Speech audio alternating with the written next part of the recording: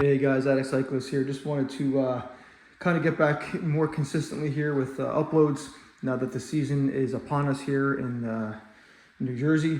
Hopefully spring is going to start showing its face soon, although it's still hanging around the 40s. But I just wanted to touch on something that I didn't really kind of go into detail when I sold my 2024 Cervelo S5. So this is going to be a little controversial, but again, you're hearing it from just an average Joe, average rider, FTP around 270, 280.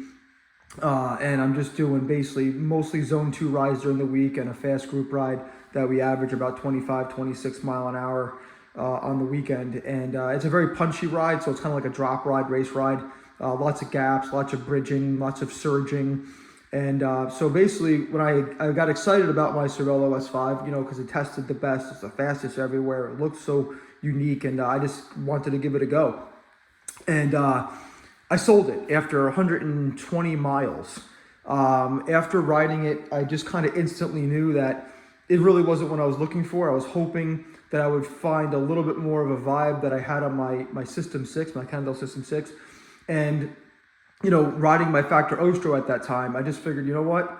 I really wasn't impressed overall. I know it tests well in the wind tunnel, and, it's probably one of the fastest frames out there. However, once you introduce real world conditions, an average rider or slightly above average rider to it, it just felt very muted. It wasn't very twitchy. It wasn't very responsive, and it is fast, in the group ride, when you're going above, let's say 24, 25, 26 mile an hour plus, that's kind of where it shines.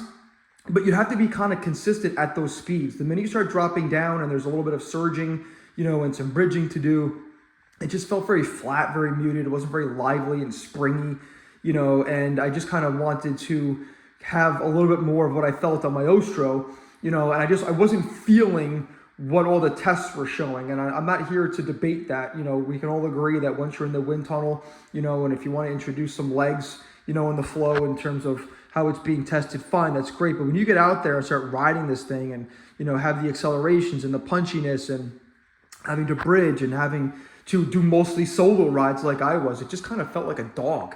It was heavy, it was sluggish, it wasn't very responsive. It was kind of like riding a brick.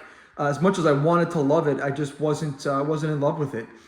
Chris Miller might think otherwise, and I do agree. Someone of his caliber and his power, is probably someone that would belong on a bike like that, at racing. But not all of us, have that FTP or that level of fitness. So again, the majority of the riders out there, 95% of us, that bike wouldn't make us better, or faster, or perceived faster. So I said, you know what, I'm going to go with the other end of the spectrum. I'm ditching the whole full-on aero bike. I had my System 6, I had a Madone, and I said, you know what, I love my Ostro, but I wanted something a little bit lighter, something a little bit more compliant, and I'm going to give the SL8 a try. And I'm telling you right now, it is a world of difference. I wouldn't go back to any aero bike specifically. The SL8 is a wonderful machine. I had the Pro frame that I got from Grant for a good deal, and then this one came up here, and I grabbed it from him and then sold my Pro for basically kind of what I paid for it. But super stoked to get on this bike. And like I said, if you're in the market for a new bike, I would personally, as an average rider, shy away from the aero bikes. They are not going to make you faster, especially if you're not holding those speeds either solo or in a bunch. And even if you are in a bunch, if you're having to do a lot of digs, to basically bridge, or if there's a huge acceleration, you got to dig so much harder on that bike in terms of perceived feel, how I felt. Other than, yes, it does hold the momentum well when you're carrying those speeds in a group and you're in the draft. But I didn't feel what the tests were showing, and it is what it is. I'm just giving you my honest feedback. And I think it's a wonderful bike. I think it's built very well. I thought the quality control was on par and it was on top of its game. I just didn't find that liveliness that I was looking for.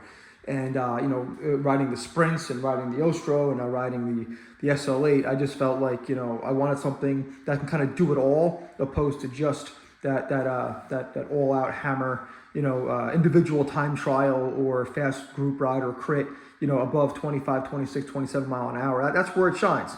But if you have to brake and then kind of power up, out of a corner. I just felt like I was digging a lot deeper than I felt, on a more lively, we'll call it responsive bike in terms of power input. So that's just my honest opinion. Just wanted to share that. It was not on the channel very long. I sold it almost immediately so I can get as much money out of it as possible. And I sold it with literally less than 150 miles all in. I believe it was 120 and change exactly. Yeah, that's just kind of it. I get a lot of questions in the comments, and that's kind of why I'm sharing kind of or reiterating why I sold it and chose to go the other end of the spectrum. I think, when you're looking at bike choices, I don't think, it's going to be exclusive to the SL8. I think if you're in this market, I think you can look at the Scott Addict. You're going to be looking at maybe the Madone if it gets a little bit lighter. Obviously the SL8 here. Even the Giant TCR, I think they're all great, wonderful bikes. And, I think what you'll gain in lightness and responsiveness might feel faster and more of a lively and enjoyable ride than being on an aero bike that's kind of clunky, stiff and kind of muted and flat feeling, where you just don't feel like you're excited to ride it, other than the speed, above those certain miles per hour.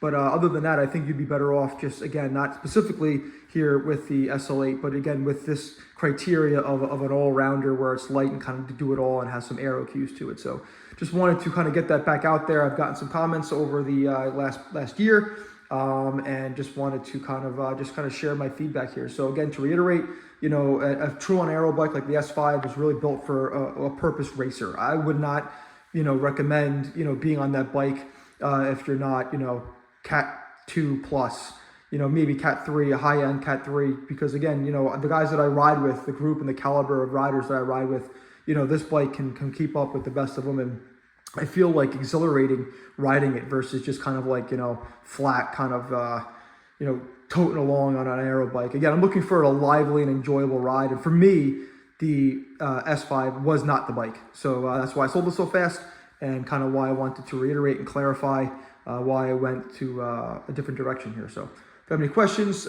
please feel free to shoot them in the comments, and we'll enjoy the dialogue. Thank you. Be well.